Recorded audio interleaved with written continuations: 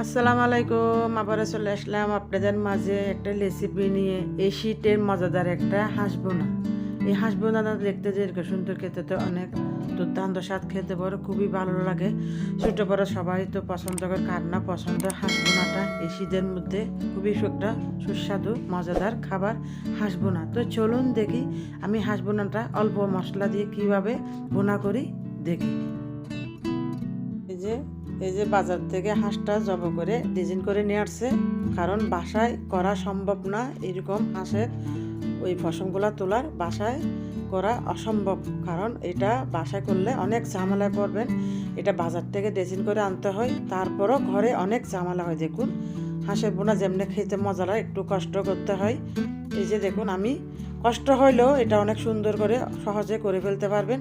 একটু চুলে আগুনে সেকা দিয়ে পশমটা তুলে সুন্দর করে একটা জালি দিয়ে ভালো করে গায়ে, যেরকম আমরা গায়ে গোসল করার সময় মাজা গাজা করি, সেরকম হাঁসটারে এইভাবে করে গোসল করে ফেলাইতে হবে। সুন্দর করে পরিষ্কার হবে, সুন্দর করে জকজকা হয়ে যাবে। দেখুন আমি সেরকম করে একটা, ওই যে আমরা মাথায় হুকের বুর ফিল আপ করে একটা সুম থাকে, এই সুম দিয়ে আমি হাঁসের পশমেগুলা উড়ে ফেললাম। খুবই সুন্দরভাবে উড়ে নেওয়া যায়। আমি এখন কেটে কুটে সুন্দর করে ধুয়ে পরিষ্কার করে নেব। এই যে দেখুন, আমি সুন্দর করে পরিষ্কার করে কেটে ধুয়ে পরিষ্কার করে নিলাম। দেখুন পিস পিস করে নিয়েছি, আপনারা আপনাদের মতো পিস করে নিতে পারেন। আমি আমার মতো করে সুন্দর করে পিস করে নিয়ে নিলাম। এই যে আমি একেবারে সুন্দর করে পরিষ্কার করে, একটাও পশম নাই, খুবই সুন্দর করে সবগুলো পরিষ্কার করে নিয়েছি। তারপরে ডলে ডলে ধুয়ে পরিষ্কার করে নিলাম।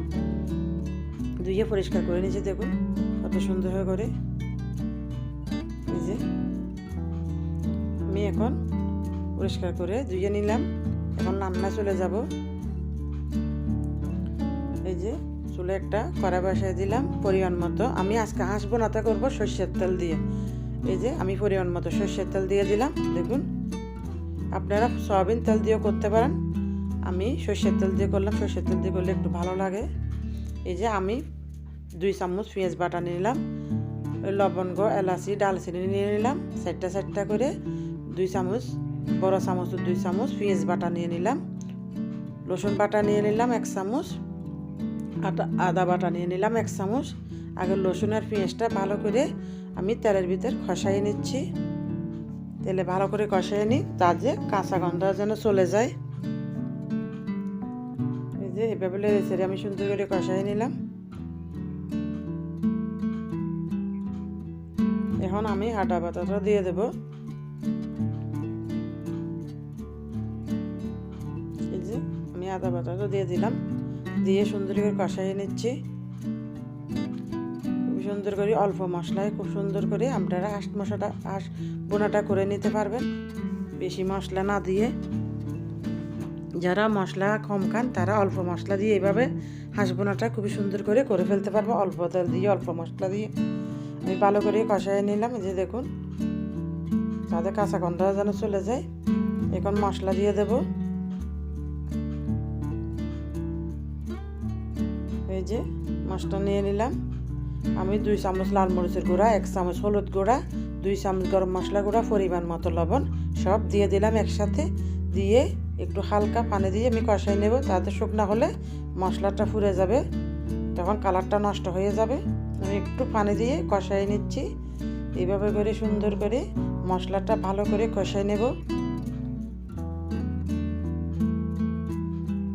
যে করুন একটু পানি দেওয়ার কারণ মশলাটা শুকনা, সেই কারণে মশলাটা পুড়ে যাবে। একটু পানি দিয়ে দিলে ভিজা ভিজা মশলাতে কষাতে সুন্দর হবে, মশলা পুড়ে যাবে না। আমি একটু পানি দিয়ে সুন্দর করে মশলাটা কষাই নিচ্ছি। এই দেখুন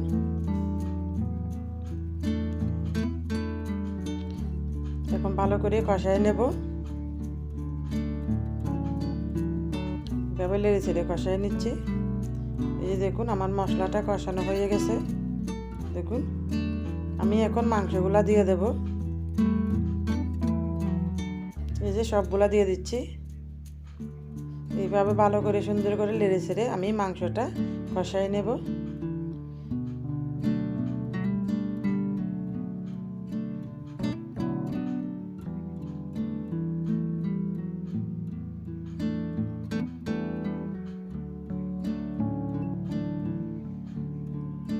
এভাবে করে ভালো করে নেড়ে চেড়ে কষাই নিচ্ছি আমি হাঁসটা।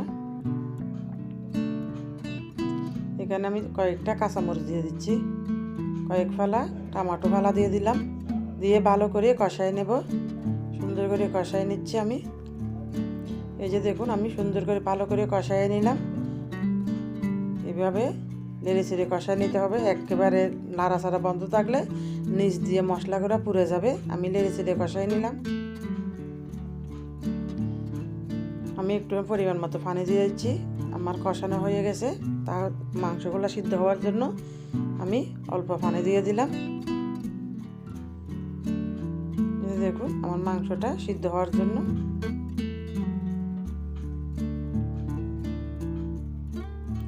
এই যে কয়েকটু আবার টমেটো ফালা দিয়ে দিলাম, কয়েকটা কাঁচামরিচ দিয়ে দেব। এই যে আমি আগেও দিয়ে দিলাম, এখনো একটু দিয়ে দিলাম 4টা করে। এই যে কয়েকটা রসুনের কোয়া দিয়ে দিচ্ছি, সুগন্ধিটা ভালো হবে, খেতে খুবই ভালো লাগবে।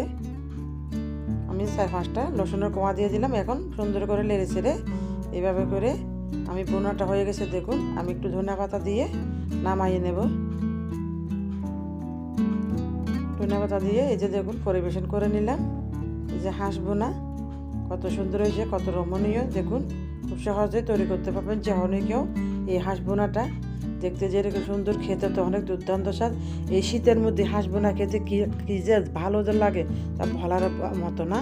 যে অনেকেও অল্প মশলা দিয়ে এই হাঁস বোনাটা করে নিতে পারবেন। দেখুন কত সুন্দর হয়েছে। শীতের বলে কোনো কথাই নেই, আপনাদের যখন ইচ্ছে তখন আইনে খেতে পারেন, যার যখন ভালো লাগবে তখন। আপনাদের ভালো লাগলে আপনারা এইভাবে হাঁস বাজার থেকে কিনে এনে খুব সহজে তৈরি করতে পারেন বোনা। দেখুন কত সুন্দর হয়েছে। এভাবে ভালো লাগলে বোনা করে খাবেন হাঁসের বোনাটা। আর আমার ভিডিওটা যদি ভালো লাগে তাহলে অবশ্যই লাইক শেয়ার সাবস্ক্রাইব করে দেবেন, পরবর্তীতে যেন নতুন নতুন ভিডিও চললে সবার আগে যেন আপনাদের কাছে চলে যেতে পারে।